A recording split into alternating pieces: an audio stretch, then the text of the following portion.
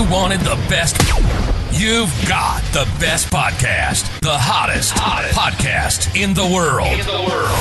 The Chris Voss Show, the preeminent podcast with guests so smart you may experience serious brain bleed. The CEOs, authors, thought leaders, visionaries, and motivators. Get ready. Strap yourself in. Keep your hands, arms, and legs inside the vehicle at all times, because you're about to go on a monster education roller coaster with your brain. Now, here's your host, Chris Voss.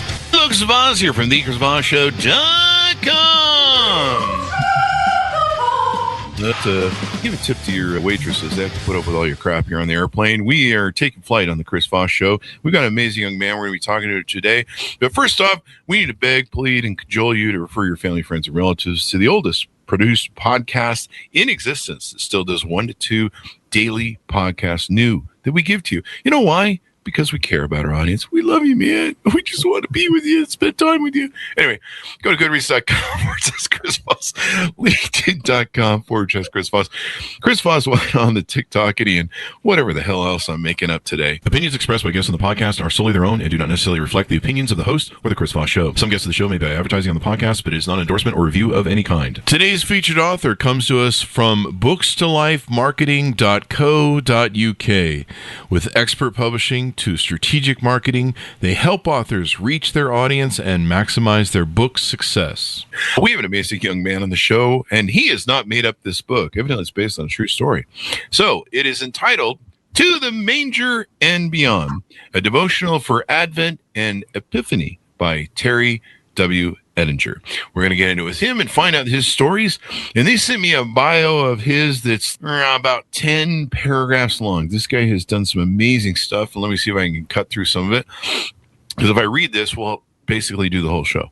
But that's how much he's done in his life, folks. This guy's accomplished. He's at least 40 right now with everything he's done. But he seems like he should be 90. Anyway, I don't know where I'm going with these jokes. Terry developed a deep dive for the gospel passion narratives after a visit to Israel as a young college student. After a lifetime of ministry, he retired as the Benjamin Miller Professor of Old Testament and Vice President of Academics at Carolina Graduate School of Divinity, where he taught for 19 years. He graduated from the Baptist Theological Seminary with a Master of Divinity and from the Southern Baptist Theological Seminary with a Doctor of Philosophy in Old Testament Archaeology and Ancient Near Eastern History. He's a retired Rear Admiral from the U.S. Navy Reserve Chaplain Corps with 28 years of service. He served the U.S. Navy, the U.S. Marines, the U.S. Coast Guard, and he spent 16 months on the USS John F. Kennedy, a Persian Gulf in a Persian Gulf development, I should say. As a combat veteran of the Iraq War, served with the Marines. Let's see, in 2005, Deputy Chief of Chaplain for Reserve Matters, his final tour, and he has a military biography that's out. You can check that out as well. We welcome him here on the show. Welcome to the show, Terry. How are you, sir? Hey, thank you. Yeah, and just so you know, I'm 61. I don't care who knows or what. I'm 61. And I'm proud of it. So thank you. I was trying to give you some things, but boy, I'm reading your bio here, and we usually ask for a short first-person one, but you've done a lot of things in your life, sir, and you've very accomplished. So congratulations. Thank you for your service as well. Thank you. Yeah, my brother's a Marine, Semper Fi. But so give us a .com's websites. Where do you want people to find out more about you on the interwebs? Okay, I'm located at terryweddinger.com. That's just my name, my initial, and my last name. So terryweddinger.com. My book is located at Westbow Press. So if you go to Westbow Press and type in To the Manger and Beyond, it'll pop up. And I'm seeing your picture in your full regalia of outfit of your military. I'm not in the military. I might do this wrong, but your awards, your ribbons and everything. Yeah, man, that'll sell some books. People buy that. This guy knows what he's doing. If he doesn't, he'll take you in a headlock and show you. Anyway, so, Terry, sorry, I'm accusing Terry of resorting to violence at random times, but we're just having fun. So give us a 30,000 overview of what's inside your new book, and don't hurt me. Okay. Yeah, Chris, be glad to. So let me just talk about what I do. The book is meant to be scripture focused. I am a Old Testament professor, retired. I'm also a Near Eastern archaeologist. I've dug in Jordan 2 summers, Israel 1 summer, and 2 summers in Greece doing excavation work. And combat veteran, as you said. But what I decided to do here was give you a journey, basically. It's written like a journey. This is 40 devotionals for Advent and Epiphany.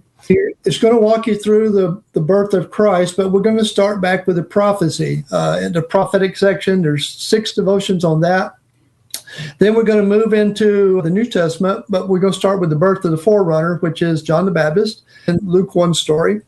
And there's 5 devotions on that. And then we go into the annunciation, both with Elizabeth and Mary there in Luke 1.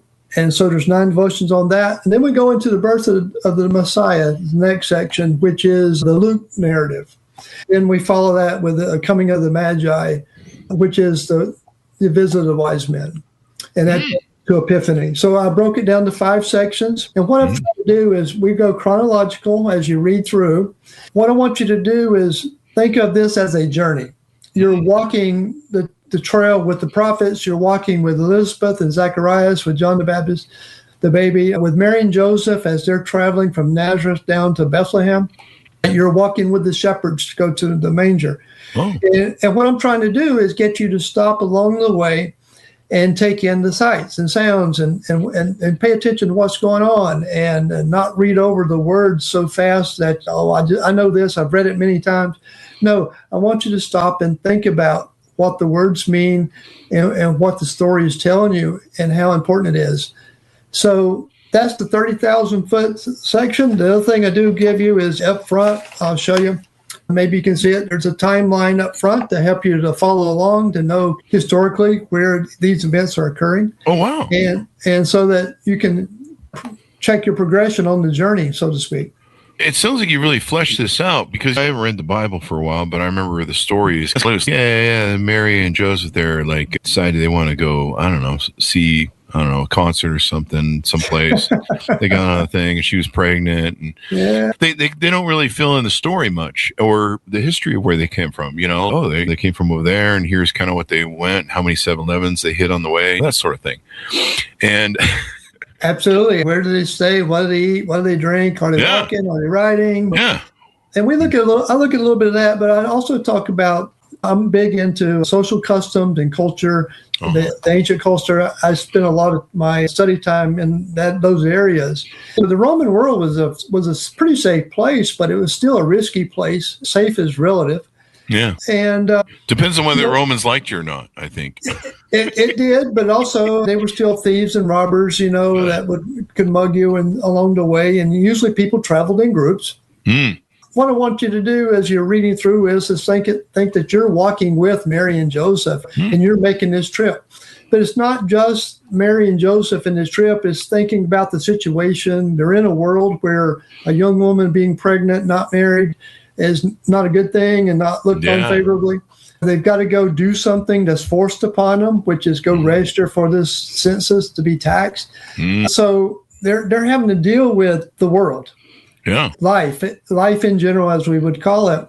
And so one of the things I've tried to do in writing this book is I tried to show that this story is not sterile. It's messy. There's life that's going on around them, and there's dangers, there's risk.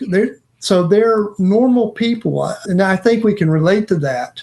We live a life that's not neat and packaged, but it's messy, and there's danger, and there's risk. So I look at all that in here, and I try to make it real. That must have been fun, being able to, a lot of people read the Bible, study the Bible, but you're over there digging in the dirt and knowing the routes. Right. And so it must have been fun for your faith to be able to go see, get an imagination of what that experience must have been like. Okay, Chris, let me give you an example. Sure. All right, number 2, I talk about a prophecy, talking about blossoms in the wilderness. It comes from Isaiah 35. It talks about a day when the wilderness is going to blossom. I happened to be in Israel one year, and it was in the April time frame. And the hillsides can be very barren. It's partial desert. And so very dry, very barren. Then a rain will come, and it's rainy season. And all of a sudden, the hill will just get covered with greenery, and then all these little flowers pop out, and so you get the blues and the reds and the yellows. They just pop out all over the place, and this desert dry hill all of a sudden is just beautiful. And it only lasts for a week or two, because after the rain goes and it dries up and evaporates, all this stuff blooms, it produces seeds, and it dies about as quickly as it comes out, and then everything back to brown again. And it's a tremendous experience just to see that. And I talk about that in the second devotion about how that little event in nature occurs. And it's something that if you experience, you're just awed by it. And I try to incorporate that into my writing about this passage, that obviously the prophet is writing has experienced that, how the beauty pops up just all of a sudden overnight. So that's one example of how being there is helpful. Another example, Chris, would be this. The manger. What does the manger look like?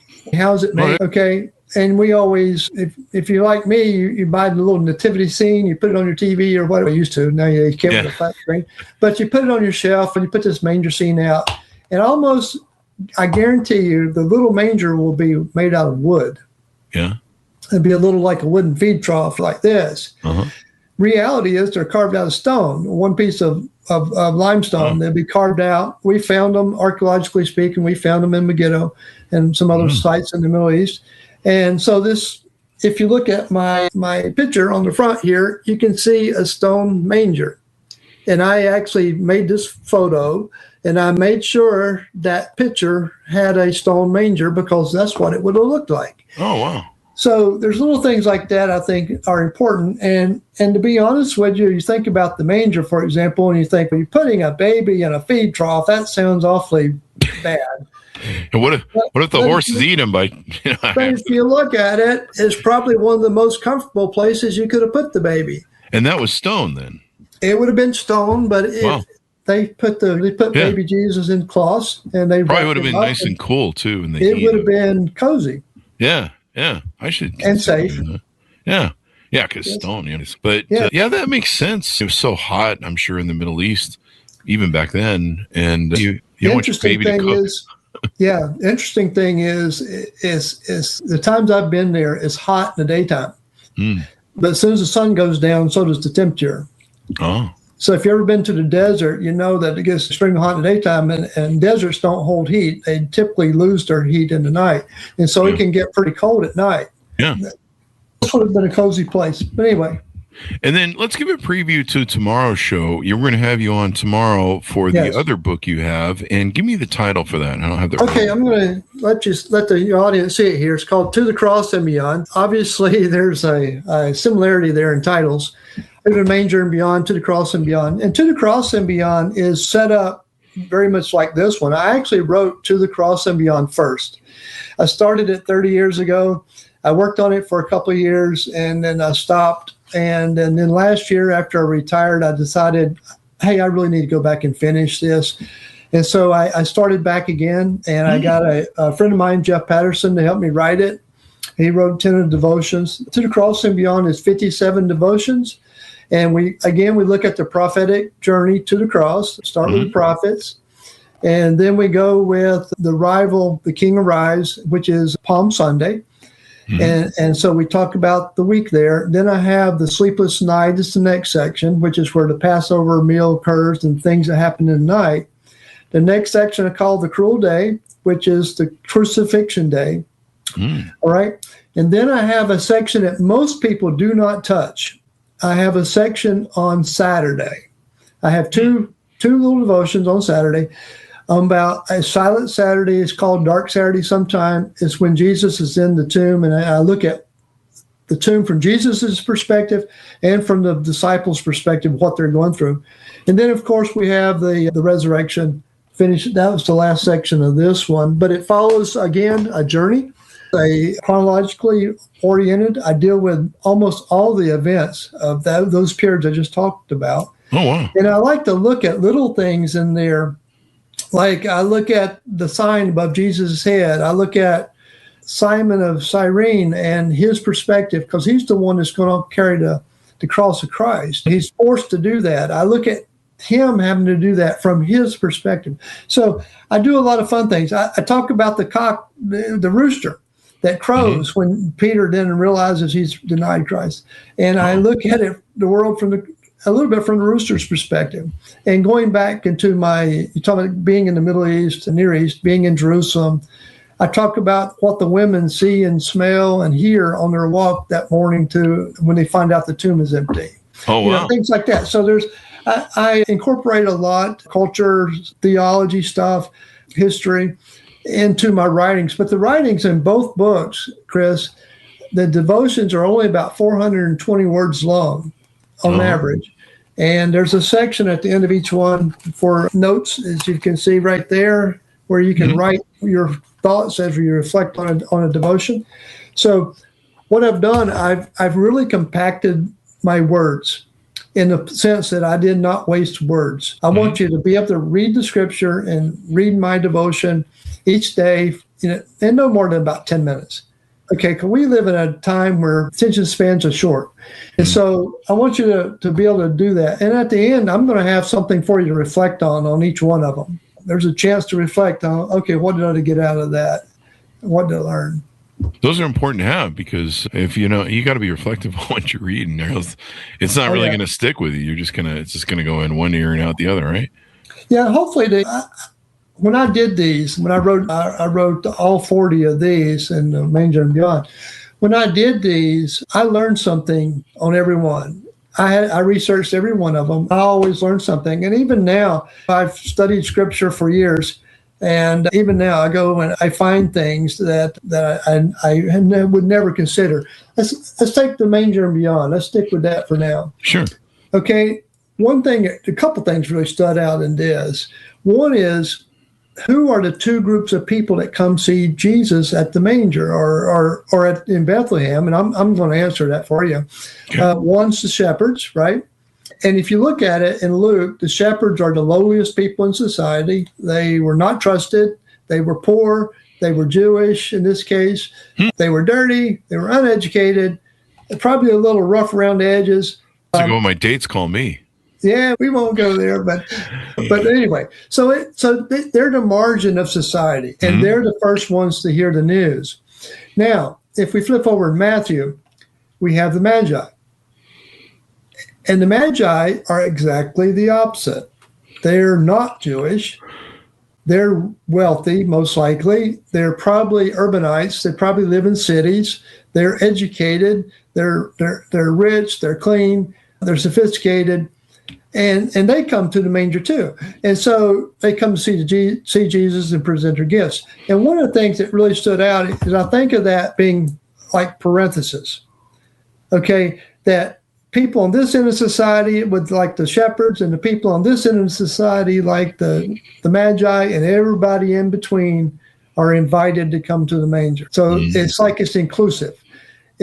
And I point out, and one thing in writing this, I don't think it ever really occurred to me that much, that seems to be what Matthew and Luke together are doing. Now, they weren't necessarily put there for that purpose, but I think there's nothing wrong with seeing that in it, that Jesus is for everybody, regardless of where you are on that spectrum in society, that we're all invited to go to the manger and beyond. So it's cool that you detail it and all this stuff, and you make it flesh out the story really, within broadness to it, where people can actually see the journey. You know what you should do. I don't mean to tell you what to do, but I'm an idea guy. This is why they pay me $5 every day. I'm rolling in dough at this point, $5, and it's because I got all these really brilliant ideas. Never. Anyway, so this idea is: have you ever thought about, since you know the lay of this land and you're good at that area, and you could probably talk shop with the locals from experience there, maybe you should do tours. You could make some money doing tours and showing people. Maybe you could have some people do the walk of Joseph and Mary to the manger or something. I don't know. Yeah, that'd be a heck of a walk. But Jeff Patterson, the guy that forwarded this one and co-wrote this one, he does do tours. He does tours in the Holy Land. He does tours in Italy, and he goes to Ireland some. But in Italy, he does a Paul and Peter tour, visit because Peter's buried in Rome. He does do that. And I have actually been on a tour, but I've also been over, like I said, doing excavation work. I've went for various things. Also been over there for the military, but that's a different story for another day. Yeah. But that's a fun thing to do. And the land will really change your mind as to how you see the Bible too. I guarantee it will. When you walk and you walk on stones that Jesus walked on these stones, or you go places that go like to Bethlehem, Mary and Joseph were there in these places. It's just really cool to do. It's just, I can't describe it. It's called the fifth gospel. To visit the land is called the fifth gospel oftentimes because it tells the gospel too. Yes. Yeah. How far did they walk from wherever they were beginning their walk, Joseph and Mary? Do you know if she was really on riding the, that donkey thing? And, it's a nice image because you don't want a pregnant lady just walking through the desert. I know. Well, but still, I got a one called Travel to Bethlehem. Oh, okay. It talks about it in here. And I was thinking, I actually wrote down the mileage, and then you're gonna make me do this by memory. But I think the distance is somewhere around 75 miles. But by donkey, right? Through hot desert. If there was a donkey, Chris, it was never mentioned in the scripture. And chances are they walked. Oh man, wow! A pregnant woman through. She had to be close to childbirth, right? Because she had the child when she got there. So she 8th month, trimester, whatever. To be honest with you, that's an unknown. It just says, King James says she was great with child, which the Greek word just says she's pregnant. It doesn't say how far along she is. And it just says that while they were there, her time came due to give birth. And so they did. And we can talk a little bit about that even. There's something that if you watch the cartoons, I've seen, Joseph and Mary cartoons, and you'll see them coming to town, and there's an old innkeeper that's yelling at them, and no, there's no room here, go away. And that's not even close. I don't think they'd be that way to a pregnant lady. Yes, maybe even back, I don't know. The word for "in" there is a curious word. If you know the story of the Good Samaritan, he found the Jewish guy beat up, and he takes him to an inn and takes care of him there. But the word "in" is used there, and he pays the innkeeper to take care of him. Oh. That word for "in" is not the word that's used with Jesus in the birth of or Joseph and Mary. The word for "in" used there in Bethlehem is the same word that is used for the upper room where Jesus has the Last Supper. Mm-hmm. It's the same word. So what this word "in" is, don't think hotel, think a spare room in a house, a guest room. And it would be a big room like you see in the Last Supper where there's at least 13 people in the room and probably servants, and so there's more. So you got this big room. And what it really is saying there was no appropriate room in the inn, meaning if Mary and Joseph have the baby in the room, guess what? There's no cable TV back then or smartphones. They become the entertainment. What? And so it would be no appropriate place. They would be watched by taking them sometimes downstairs. The basement of a house or the bottom of a house could be the stable. So they could have even been down just on the lower deck. Oh. Yeah. My military language there, lower deck. On the lower floor. They could be on the lower floor where the animals are, and they would have had privacy. Oh. And that would have been an appropriate place because they would have had privacy from her giving birth. And the manger. Yeah, you don't want everybody in the inn seeing you, the mother seeing you with your legs in stirrups there in the front lobby. That'd be embarrassing. Yeah. So anyway, I talk about little things like that, and it's surprising little that we actually know. You read the story of the shepherds, for example, and it says the angel showed up to announce to the shepherds that Jesus was born, and you'll find him in the manger in the stable. And it says the glory of the Lord shone about him. I talk about what does the angel look like? What does the glory of the Lord mean? And evidently it's a light, but I go back and I look at other places in Scripture where it talks about that. And so there's a lot of things like that. That's what I mean. This is a journey because you're standing there with the shepherds, and I want you to think about what does that angel look like that shows up? What does the glory of the Lord look like when it shows up? Yeah. And then also, I want you to pay attention to what the shepherds do. When they get the message, what do? They said, let us go and see. Yeah. We got to go and see this thing. So they go and see. But when they go and see, we get almost no details as what they actually saw, except they see the baby, we know. But when they leave, the emphasis is on going and telling. Ah. They tell everybody to run into, we're told, about this good news that they had heard. And so that is a great example for us. We get this good news about Jesus, we ought to go see, which means let's go to the manger. Then the beyond part, it's time to go and tell. Okay, and these two books, in a sense, is my way, one of my ways of going and telling. Oh. If that makes sense. Hopefully it does. But yeah, so I look at a lot of little things like that, the little nuances, because as a journeyman, as a person traveling, I want you as the reader to take time and look and see the sights. What's going on? Pay attention to this word. I do not use church language in this on purpose. Oh, okay. I use common language, and sometimes I've got a sense of humor like you do, Chris, and I will throw that in sometimes, and I'll use words intentionally and call something a little different just to get the reader's attention to pay attention to that word or that spot in the scripture, to think about it. It's a way of getting people to think about it. Think about it. But I tried to have fun with it, hoping that the reader would have fun with it, but at the same time take it seriously and reflect on it and realize that our journey is not, like I said, just to the manger, but it's beyond. How long was Jesus in the manger? It's a good question. A few hours, maybe. Yeah. Depends. Motel 6 has got to check out at 11 next morning. Yeah. Probably something like that. But they moved to a house pretty quickly there. They moved back into after the baby's born and Mary's had time to settle down and rest and get cleaned up, to get the baby cleaned up. They probably went back to the room where they were staying. Yeah. So the manger, Jesus didn't stay there long. Now, with that said, I will say the same thing, if I may plug the other book, The Cross. Sure. How long was Jesus on the cross? I'll answer that for you. 9 hours, roughly. Really? 9 hours? Jesus. 9 in the morning, he's dead by 3, and he's taken off at 6. Yeah. Roughly 9 hours. So he didn't stay there. And it's not our purpose on our journey to get to the manger and stop, or get to the cross and stop, but to get past it. One thing I will, go ahead, Chris. I was going to just interject a joke here. I figured out how they made that distance walking from where they came to the manger. They hitchhiked.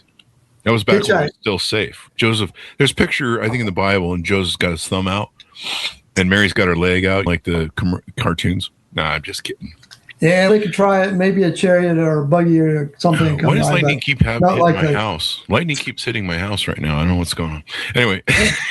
Not good. I pissed off somebody. All right. Now that I've been sacrilegious as I'm going to hell, which everyone knows that's going down. Go ahead with your thoughts. I'm going to say, it sounds like maybe you need to read my books. Oh, that would clear up the hitchhiking thing for sure. I'll throw out one thing I did do in both books a little bit. Mm-hmm. Let me backtrack just a second, Chris. A lot of devotionals are good, feel-good stories. And that's one of the reasons I wrote this, was because I've read devotionals for Advent and for in the past. And a lot of times they'll have a scripture for you to read, and then a story that has nothing to do with the scripture, and it's just supposed to make you feel good or something. I did not want that with this. I want people to learn and to understand what they believe and why.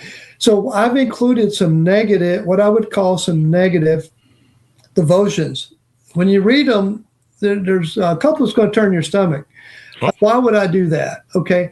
You remember what I told you at the beginning of the show, that this is real world. I wanted to reflect real world. So we got a guy named Herod in here, right? He's the king of the Jews. That guy. He's that guy. And he's not a nice guy. And there's 2 devotions in here, one on Herod himself. He killed, if you don't know, he killed his oldest son. He killed his 2 oldest stepsons. He killed his wife, and then a year later, he killed his mother-in-law. And I always thought he got that backwards. But that's just me and my sense of humor here. Augustus Caesar said it was safer to be Herod's pig than it was to be his family member. Wow. think and so Herod was a evil guy, and we read in Matthew with the visit of the wise men, where he sent soldiers to kill all the babies in Bethlehem 2 years and younger, nice at all. and the other villages. Yeah, that wasn't nice. So, I mean, pretty rude. It's pretty rude, and it's pretty nasty, and it's just gruesome. Nowadays, and so I have two devotions, one on Herod and one on Rachel not drying her tears. Okay, it's called Rachel Weeping is what it's called. She's crying over the loss of those children killed in those villages. Yeah. And what I want people to understand is we live in a world that's full of evil. Jesus was born in a world that was evil, and there's some really wicked people out there that can do a lot of harm that hurt good people. And you see that. And I deal with that a little bit. I'm not going to give away what I do with it. You'll have to read it. But I want you to see that this was a real world too. Just like our world, we have mass shootings. There was one today I read here. I'm in North Carolina. There's one today in North Carolina. We live in a world where bad things happen. Jesus was born in a world where bad things happened. A lot of bad things back then. And it was because of the bad things was the reason he was even born. You know? And so I love how you put this insight in the story and people can follow on. Because I remember reading the Bible and I was like, this moves along a little too fast. Like, we're skipping some stuff. But, we have a lot of authors on the show, and taking a simple story and thinking out the details. People kind of want to know those things. They want to know how hard was it to hitchhike to Bethlehem? I don't know. I'm just kidding. But again, as I told you earlier, that's not necessarily a safe trip. It's relatively safe, but not absolutely safe. Yeah, and it's hot, probably, and windy, and sand, and you get sand. Well, I mean, they would be places they would stay along the way. That's probably a 5-6 day trip. There would be little villages they'd pull in at night or stop at night and stay. But how did they do that? You wonder, and how did they keep them safe? But most likely they traveled in groups. When they go, this is not in the book, but in Luke chapter 3, I think it is, where Jesus and his family, when Jesus is 12 years old, they go on a pilgrimage to Jerusalem for, I forget which Passover, maybe, I forget which festival. But then after the festival, they go back home, and it says they're traveling with their family in a large group. And that was often the way they traveled, is because in a group you're safer. Yeah. Okay, there's some safety. And so I would imagine, like when Mary and Joseph are traveling, even for this census, that they're probably going with other people. They're traveling down with a group of people, maybe a small group, but probably not by themselves. But you also have Mary going to visit Elizabeth. When Mary's just found out she's going to be expecting, and Elizabeth's 6 months pregnant with John. And the way the Bible reads, she made that journey by herself, which would have been super dangerous. Yeah. But I don't think, didn't they not really let women out because to protect them from being robbed and murdered and what else? But you were talking about the missing details in the scripture. The details are missing. We don't know if she went with somebody or not. It just says she went and she arrived. But maybe she did a girls' night out or something. Yeah, she stayed there 3 months. Once she arrived, she went in a hurry to go back home, which I don't blame her for that. It sounds like a girls' night then. You got the bars, drinks flowing, you're having a good time. I'm just having fun, folks. Don't write me. It's all comedy and entertainment. Infotainment, as we like to call it. So as we go out, give people a final pitch out to order up your books, and we'll look forward to watch out, folks. He'll be on tomorrow, so you can check him out then on the other book. Okay, To the Manger and Beyond and To the Cross and Beyond, they're both by Westbow Press. You can find them on the westbowpress.com website. But if you're lazy and want to be easy about it, just go to Amazon and Google and type in To the Cross and Beyond on Amazon, or To the Manger and Beyond. They'll pop up there. And $12.99 for the paperbacks, $33.99 for the hardbacks, and I think it's $3.99 for electronic versions. I kept the prices as cheap as they would let me keep them because I want people to read them. I'm not out for trying to make money on them. The pitch is, if you're serious about wanting to know your basis of your faith about Jesus' birth and about theologically and historically what it means that he died on the cross, then these are for you. They're meant to be short, 10-minute readings, but it's to get you to reflect on things that perhaps you overlooked or you just assume and get you to slow down and actually focus on the text and understand why you believe what you believe. Yeah. These are things that are important to know. Know your belief, what you believe in, understand the details and all that stuff, so you can have a complete mastery of your faith, I suppose would be the way to say it.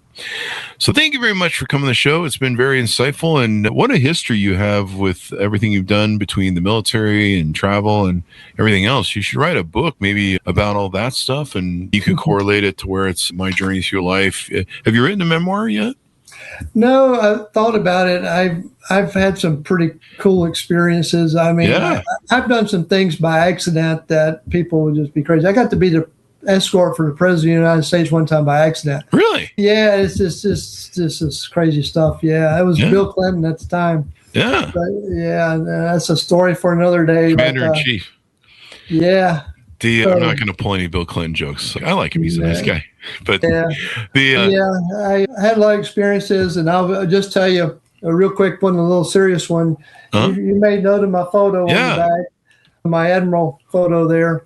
That picture was made on a day when I presented a flag to the family of a missing in action person that had been found, and we were burying him. So as an Admiral, I presented a flag 15 times. Wow. That's a tough honor to have to deliver, I'm sure.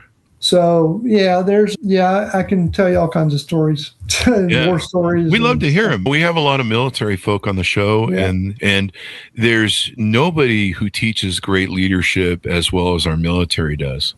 Can do that. Yeah, when I was publishing my book, Beacons of Leadership, I've had this friend that I gamed with for years, and we play Call of Duty and different things. We're amateur military hacks. We can't handle the heat, so we just sit at home in air conditioning and pretend. We're lame.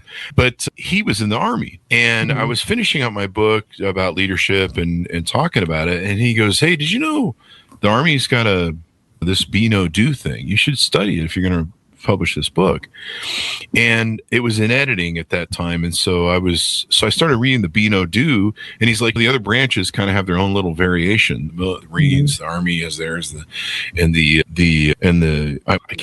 can't remember all the branches. I'm just having a day here at the end of the day. I need more caffeine. But it was really interesting to read their different flavors that they had. I think we had somebody on the show who's one of the leadership main leaders at West Point, and wrote a great book on leadership from his experiences. We've had a few military leaders like yourself on the show, people that I think the captain of the Roosevelt, Teddy Roosevelt and stuff. And so the thing I've learned from all of it is we teach great leadership in our military like nothing else. And the people that come out of our military, it's really a shame that there's so many of them that are on the streets, that are homeless, they have mental issues that we haven't supported them on. And it's just a travesty. The first person I would ever hire, from what I know now, is a military person, because their level of just everything about what they became and what the military built into them. But leadership, these are people we trusted with $30 billion, military toys, right? And you won't give them a job to, I don't know, manage people's bank accounts or something. It seems kind of silly to me. You get military people, they've already had to learn to deal within a system and processes. They already know what it means to be on time and a good work ethic. And and I was constantly in school. I graduated from Midwestern Seminary, Southern Seminary. I also graduated Naval War College and Joint Forces Staff College, military stuff. So they're constantly training us. And they even sent me to UVA once I made Admiral for a business, basically an MBA class on strategic thinking. They train us really well. So I concur with what you're saying, and it does bother me that we have too many homeless vets or people don't get taken care of that should be because of their these people should have everything put before them in life. They put their lives on the line, their families on the line. We ask for the ultimate sacrifice. We should deliver the ultimate gift back. And I'll throw one more plug for you there. I do work for Project Recover, and we go out looking for our MIAs or missing in action. There's over 82,000 missing in action service members, and 72 of those 82 are World War II. Wow. So and we go out looking for them, and that's one thing I do is I did 15 funerals where I was on the funeral end of it. now I'm also trying to be on the discovery end of it and try to recover remains and get them back to their families. Did you give a .com for that? Is there a .com you want to plug so people can go look that up? Oh, gosh. I put you on the spot, didn't I? If you want to see an article I wrote, it's called Grieving the Ungrievable, Dealing with Ambiguous Loss, but it's at Military Chaplaincy Review. You just type in Military Chaplaincy Review, or just type in Grieving the Ungrievable and my name, Terry W. Eddinger. It will pop up because I've had to Google it before to find it myself. And so it'll pop up. So yeah, Grieving the Ungrievable, Terry Eddinger, and you'll see a picture of me presenting a flag at a Vietnam pilot that had been found. Wow. In 2020, I presented a flag in 2023 at his funeral to his two sisters. And you'll read about his story and about what ambiguous loss is and what the families go through who have lost service members. Yeah. But I know that's another topic for a different day, but yeah, it's something that's important. Yeah, definitely. Now, I know a lot of those groups seem to promote, there's lots of various, I think, private ones and stuff, promote Vietnam vets. Have they found most of the Vietnam veterans, or is there still a large group of them? They're still looking. The pilot I just told you about was lost on March 21st, 1967, and he was found in July of 2020. Does DNA recognition helping in some of that nowadays? Oh, absolutely. The funerals I did, the 15 I did, 14 of them were USS Oklahoma, Pearl Harbor, KIAs, killed in action. Oh, wow. The USS Oklahoma rolled over within 10 minutes of taking 9 torpedoes. Yeah. And 400 people, roughly, were trapped inside that died. Wow. And so it took them a year and a half to turn it back up to extract the bodies. And by then, the bodies were not identifiable, of course. Yeah. And so they were buried in mass graves. And in 2015, the Defense POW MIA Accounting Agency started excavating these graves and started using what you said, DNA, to identify the bodies. And they asked service member families to give samples of DNA so they'd have a comparison, right, to identify them. Yeah. And they were able to identify. So out of 396 KIAs, they identified, I think it was 369. Wow. It was 92%. Wow. They were able to identify 92%. And everyone that was identified, regardless of how much of the remains, sometimes it's only 5 bones, it wasn't much. They got sent home with full military honors, which meant a rifle team, a color guard team, and somebody that was an 06 or above, a Navy captain or above, went as a senior Navy officer, and I was an admiral, so I went as the admiral. And we presented a flag and gave them a proper burial and proper welcome home. And so I still do that with now I just do it with Project Recover. Yeah, that's a wonderful thing to do. And when you can't see your loved one is actually passed, I think I read the psychology on it is really hard to deal with because you still buy into an element of hope. Maybe they're still here. And Savannah Guthrie, I think, is going through that right now with her mother, I believe. Yeah. And the hope can be very irrational, too. Yeah. And you read from World War II where a plane flew off to the west in the, let's say, Western Pacific, because this happened a lot there. Yeah. And the plane was shot down. The family received a little yellow telegram about so big. It said Sergeant such and such was on this plane flying a mission in Western Pacific. Usually it won't be any more specific than that. It was shot down on this day at this time, or roughly. And they are now listed as missing in action. And it'd be signed by the Secretary of War. And that would be it. That's all the information. It was all you ever heard about until they got more data, huh? If they got more. That Pacific's pretty big, man. You go down in there. I grew up reading all the stories of the Pacific. I liked building the battleships as a kid and reading about Eisenhower and MacArthur and all those guys. But I love reading about the Battle of Midway and all the stuff. It was wild. John F. Kennedy's book about his service and how he got his really bad injury for his life on the PT boats. Got that right?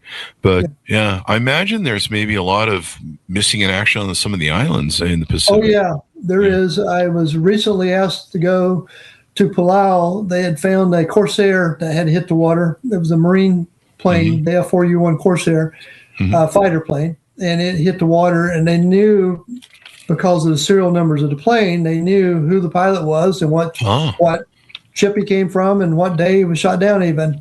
But they were looking for evidence of the remains. They found the plane, but the plane hit the water in a shallow area, and it scattered the plane debris over basically a football field. Yeah. And so they were looking for that person. I did not get to go at the time the government was shut down, and they couldn't get the permits that they needed to go to dig.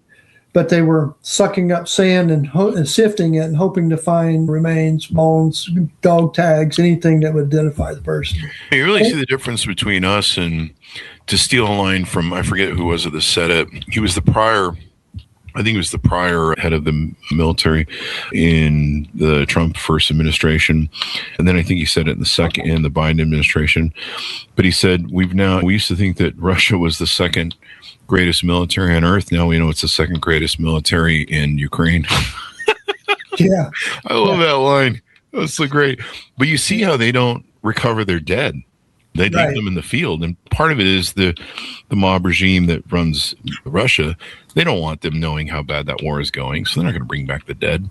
No, and, I hear you. But, even from World War II, you don't have the same attitude from the Japanese looking for their dead. Really? Sometimes we find the Japanese, we'll find a Japanese plane, and Project Recover will tell the Japanese government, hey, there's a zero in the ocean at this location, and give them the coordinates and everything. And chances are they won't do anything. Really? Wow. Yeah. I never really pondered it till I saw what was going on in Ukraine. And I'm like, would you fight for your government harder if you knew they didn't give a shit? And this is an important factor. This is why a lot of governments have the Tomb of the Unknown Soldier so that we can pay honor to them. Yeah. And it's kind of funny. Every now and then I see somebody do something stupid at those tombs, and boy, those soldiers get right on it, man. That's they serious do not business. Take disrespect. Yeah. And rightly so. Yes, rightly so. They should be able to just shoot people, as far as I'm concerned. Some of those people need to learn a lesson. I've seen them; they're kind of thick.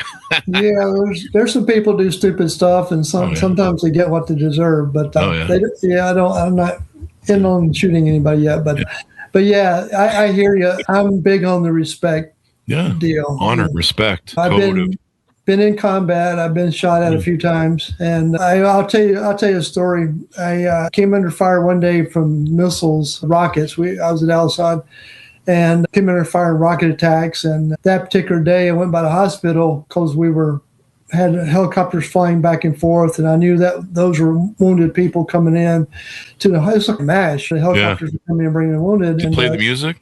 No, but we had an offensive going on Al Qaim, and so I said, I better go to the hospital and check and see how my folks are doing.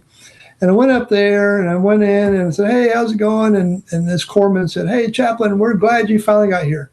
And I thought, finally, I just decided 5 minutes ago I was coming. How did you know I was coming? But I didn't say that. And I said, yeah, what do you need me to, what can I do for you? I just acted like I knew what was going on.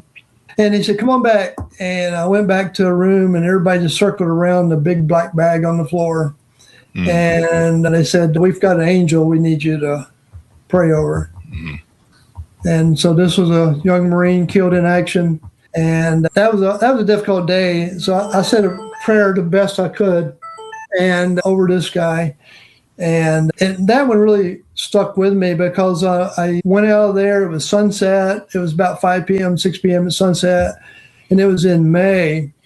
And it happened to be on a Sunday in May. And I was thinking there's going to be a mother who's going to find out her son was killed. And she's going to find out on Mother's Day. Oh, no. What a horrible day. And there were days like that. But seeing the Marines, and we had an Army, the helicopters, the Army, Blackhawks, we had an Army group. We had Navy people there, and seeing the dedication and how we took care of each other and looked after each other, it's just very impressive in a sense, and how we took care of this dead Marine. And unfortunately, he was one of many. Not that day, but other days. Yeah. And so anytime I don't deal well with disrespect for our service members because I've been there, seen that, and you just got to respect what they do. Definitely. definitely. These are people who stand in the brink. There's sometimes a lot of evil stuff that the military deals with, and we never hear about it because it's classified. And they stand in the brink between us and the and I could tell you stories, but I'm not going to tell you anymore. I'm going to leave you with just the one. Well, yeah, we'll stay on topic. But I'd love to see a memoir from you. That would be great. Moving on. Thank you very much for coming on the show. We really appreciate it, sir. Well, thank you for having me, Chris. Thank you, Terry. And thanks to our audience for tuning in. Order up his book wherever fine books are sold, To the Manger and Beyond, a devotional for Advent and Epiphany. Thanks so much for tuning in. Go to goodreads.com/Chris Voss, youtube.com/Chris Voss, LinkedIn.com/Chris Voss, and all those crazy places on the internet. Be good to each other. Stay safe. We'll see you next time. You've been listening to the most amazing, intelligent podcast ever made to improve your brain and your life. Warning, consuming too much of the Chris Voss Show podcast can lead to people thinking you're smarter, younger, and irresistible sexy. Consume in regularly moderated amounts. Consult a doctor for any resulting brain bleed.